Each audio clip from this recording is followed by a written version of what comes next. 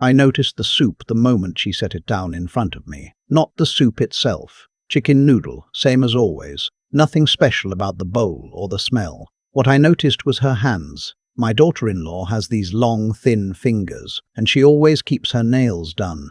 That evening she was gripping the bowl just a half second too long before she let go, like she was making sure it landed exactly where she wanted it. "Here you go, Dad," she said. She calls me Dad.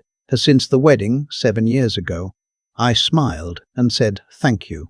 I didn't touch the soup. Let me back up, because none of this makes sense without the part that came before it. And the part that came before it started about 4 months ago, on a Tuesday morning, when I got a notification on my phone from my bank. I'm 63 years old. I spent 31 years working as a civil engineer for the county. I'm not a wealthy man. I never was. But I did things right. I paid off the house in 2019. I maxed out my 401k every year I possibly could. I have a savings account that I built slowly, carefully, over a long time, and it represents the only real security I have for the years ahead when I can't work anymore. That Tuesday morning, the notification told me someone had logged into my online banking account from a device I didn't recognize. I thought it was a phishing attempt at first. A scam. Lord knows I get enough of those. But when I called the bank, the woman on the other end of the line told me no, this wasn't a phishing attempt. Someone had actually logged in. The device was registered as an iPad. The login happened at 11:47 p.m. the previous night. I don't own an iPad. My son, Philip, does. I want to be clear about something before I go any further. I love my son. He's 34 years old. And he has my father's eyes and his grandfather's laugh, and I have spent a significant portion of my adult life being proud of him. I also want to be honest, which means I have to tell you that Philip has made some choices in the last few years that I have found very hard to watch. Nothing criminal, nothing that would land him on the news, just a long series of decisions that revealed a version of him I didn't fully recognize, a version that was quick to feel owed, slow to feel grateful, and remarkably talented at identifying what other people had that he didn't.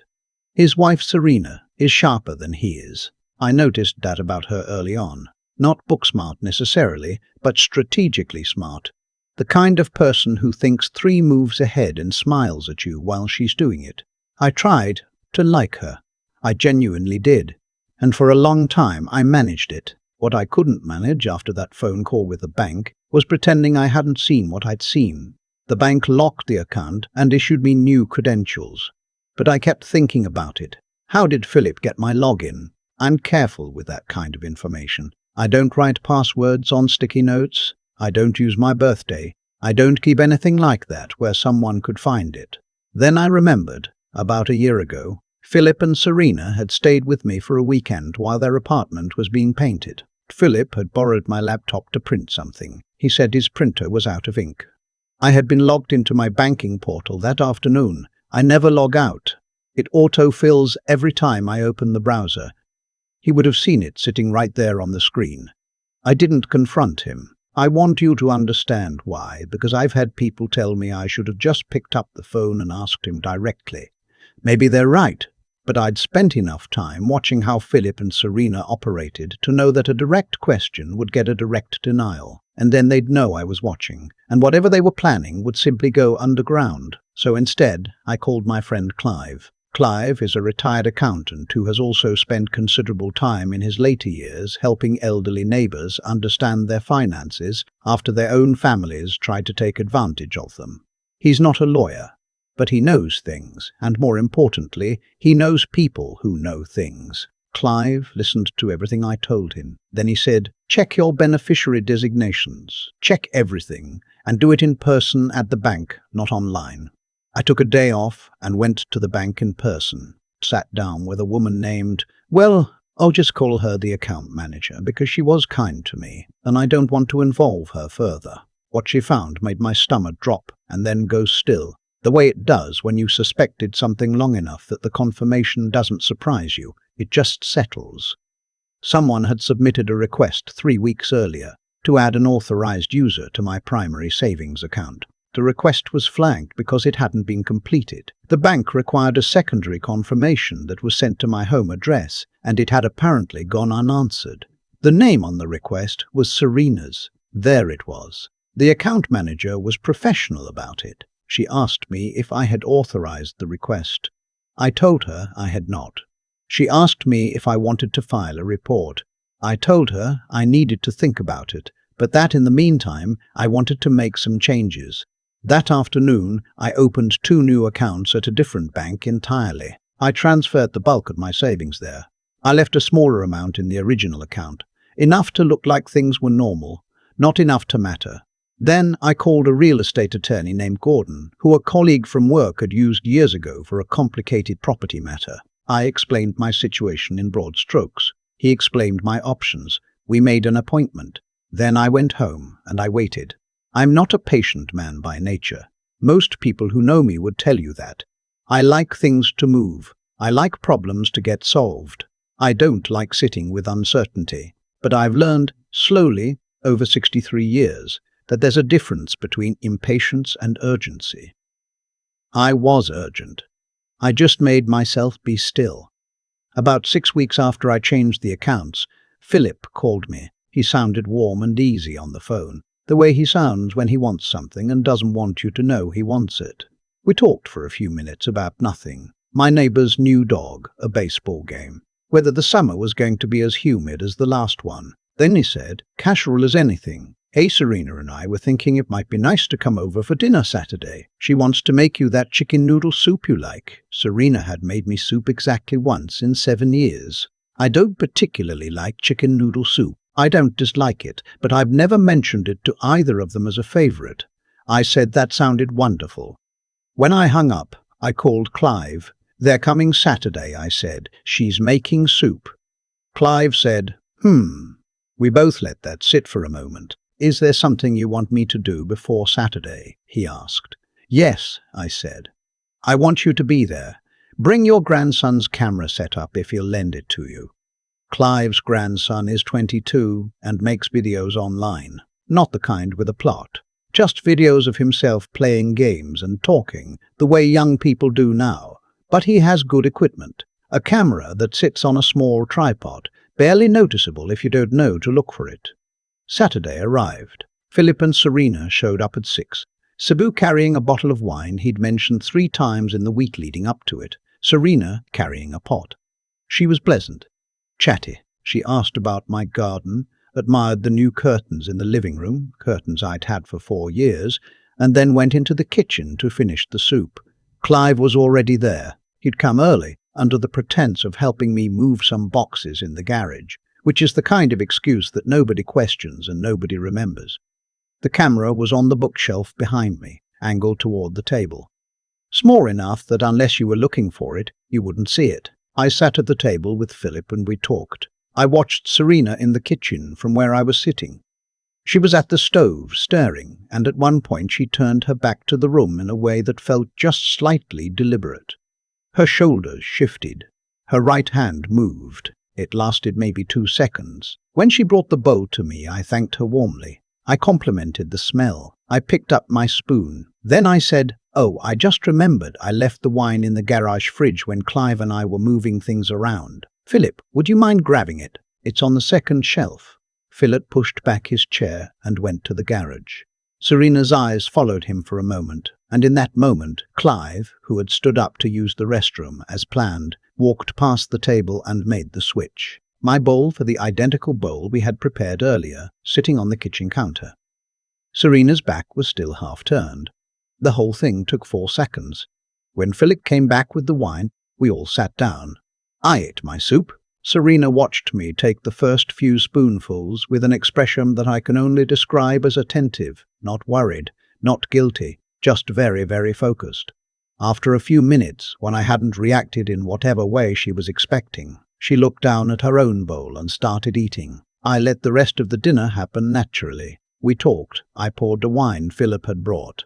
Serena was quieter in the second half of the meal than the first, and I noticed that, but I didn't say anything about it.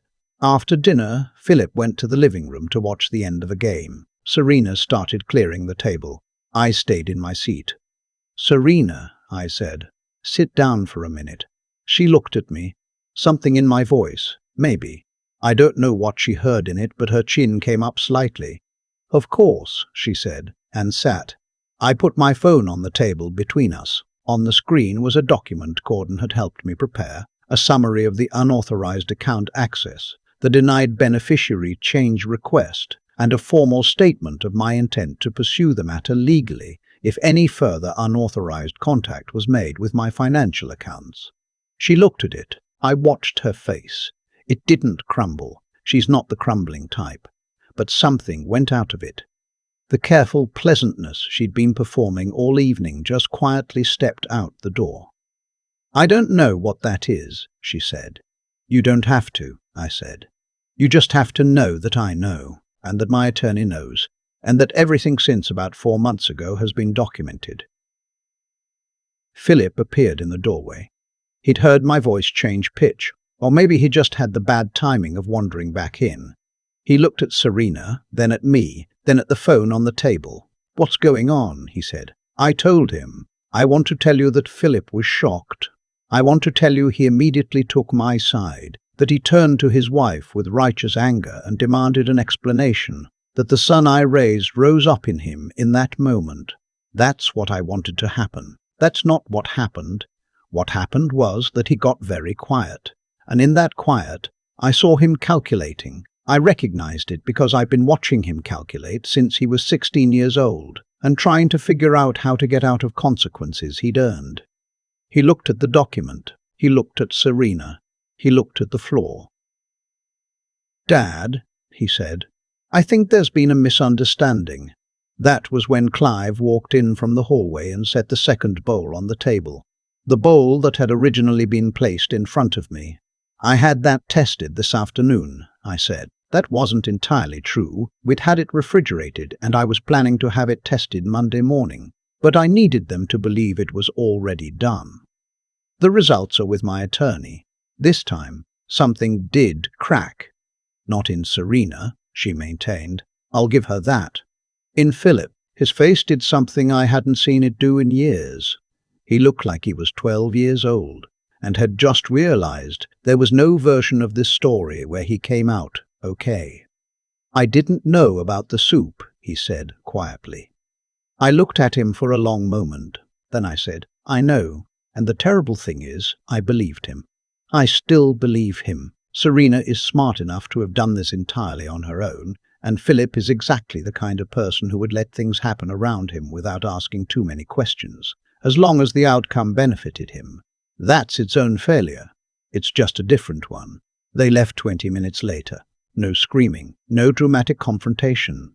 Serena picked up her pot from the kitchen counter, the empty one, not the one with the soup, and walked to the door without looking at me again. Philip hugged me at the door. It was stiff and brief. He didn't say anything. That was 7 weeks ago. Clive and I did have the soup tested. It contained a significant dose of a sedative, the kind available by prescription, the kind that, in a sufficient amount, could cause serious disorientation in an older adult. Enough to make someone confused. Enough, perhaps, to make them appear to need help managing their affairs. I forwarded the results to Gordon. Gordon sent a formal letter to Philip and Serena's home address, copied to their email addresses, outlining the documented evidence and stating my intention to file a police report if any further contact was made with my financial accounts, my property, or my legal documents. The letter also noted that the matter of the prescription sedative had been documented and was being held pending my decision on whether to pursue criminal charges. Gordon told me I had a genuine case if I wanted to bring it. The unauthorized account access alone could constitute a financial crime in this state. And the soup situation, well, that opened a different door entirely. I thought about it for a long time. Some nights I still think about it. What I decided, at least for now, is that I'm not going to file criminal charges. Not because what they did was acceptable. It wasn't. Not because I've forgiven them. I haven't. Not fully. And I'm not sure I can on a timeline that anyone else gets to set. I decided not to file because I spent 31 years watching what prosecution does to families, and because somewhere underneath all of this is still the boy with my father's eyes, And because the letter from Gordon has already cost them more than I expected. About 2 weeks after the letter arrived, Philip called me. He didn't apologize. Not really, not the way an apology is supposed to work. He said he was sorry that things had gotten to this point. He said he and Serena were going through some things. He said he hoped we could talk eventually. I told him I hope so too. I told him not to contact me again until he had something more specific than hope to offer. He hasn't called since. Neither has Serena. My savings are safe. The accounts at the new bank are in order. Gordon has filed the documentation with the county clerk as a precautionary measure, and everything related to my estate is now structured in a way that makes unauthorized access significantly more difficult. I have a different kind of peace than I had before all this started. Not the easy, unexamined kind, but the kind you earn. There's something I keep thinking about, though. Something that bothers me more than the soup, more than the bank account, more than any of the legal mechanics of what happened. At dinner that evening, while Serena was in the kitchen and Philip was sitting across from me talking about baseball, he looked comfortable, relaxed. Either he genuinely didn't know what his wife was doing 15 feet away, or he had decided not to know. I'm not sure which one is worse. I spent a lot of years thinking about the kind of father I was. I worked long hours. I missed things. When his mother left, Philip was 11, and I handled that badly in ways I'm still untangling. I don't think my failures as a father caused what happened. That would be too convenient, too clean a story. People make their own choices, but I've stopped pretending that I played no role in the shape of who he became. That's the thing about getting older.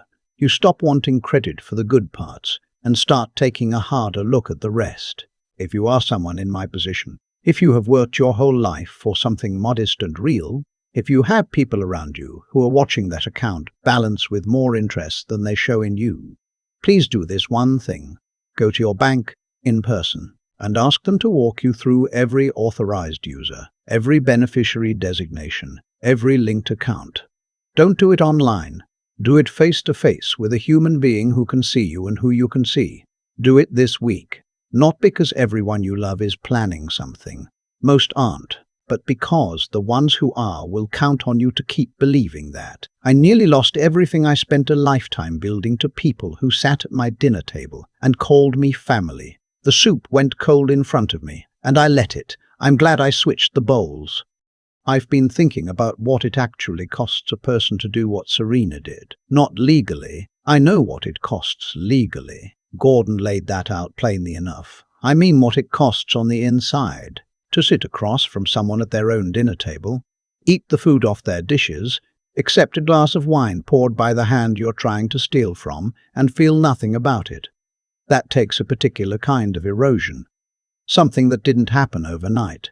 I don't say that to excuse her. I say it because I think it matters to understand that people who do this kind of thing rarely wake up one morning and decide to become that person. They get there in steps. Small compromises, small justifications, a slow drift away from the part of themselves that would have been ashamed. By the time Serena stood at my stove with whatever she put in that soup, I think she had already traveled a very long distance from the person she might have been. That's the part that keeps me up sometimes. Not the money is safe. The accounts are restructured. Gordon's letter did what it was supposed to do. What keeps me up is the distance. How far a person can travel in the wrong direction without anyone stopping them, including the people who love them. Philip didn't put anything in that soup. I believe that. But Philip also didn't ask questions he should have asked. He didn't notice things he should have noticed. Or maybe he noticed and decided that not knowing was more comfortable than knowing. I understand that impulse. I felt it myself, in different situations at different points in my life. The problem is that comfort isn't the same as innocence. Choosing not to see something doesn't mean you're not responsible for what happens in the dark. What I learned from all of this, if I'm being honest, what I was forced to learn, is that intelligence without integrity is just a sharper tool for causing harm. Serena is smart. She thought ahead. She covered angles. She was patient. None of that protected her from the consequence of what she did, because she aimed all of that intelligence at the wrong target. And the thing about aiming yourself at the wrong target for long enough is that eventually you become someone who can't aim anywhere else. The integrity part is what I keep coming back to, not as a concept, not as something you frame and hang on a wall, but as the actual daily practice of it. Doing the right thing when it's inconvenient, telling the truth when a comfortable lie is sitting right there, staying honest about your own failures, which, in my case, meant sitting with the uncomfortable reality that I wasn't the perfect father, that there were years I wasn't fully present, and that some of what I'm dealing with now has roots I helped plant. That kind of honesty is hard. It doesn't resolve anything cleanly, but I think it's the only thing that actually builds something worth protecting. I moved my savings. I restructured my estate. I took the practical steps, and I'm glad I did. But the thing I want to carry forward from all of this isn't the legal documentation or the new account numbers. It's the reminder that paying attention is an act of self-respect. That the people who depend on your trust the most are sometimes the ones most willing to use it against you. And that the best protection you have is not naivety dressed up as love, but clear-eyed, wide-awake, full attention love. The kind that sees what's there and responds to what's real. I switched the bowls because I was paying attention. That's all I did. I stayed awake when it would have been easier to believe everything was fine. That's the whole story. Stay awake,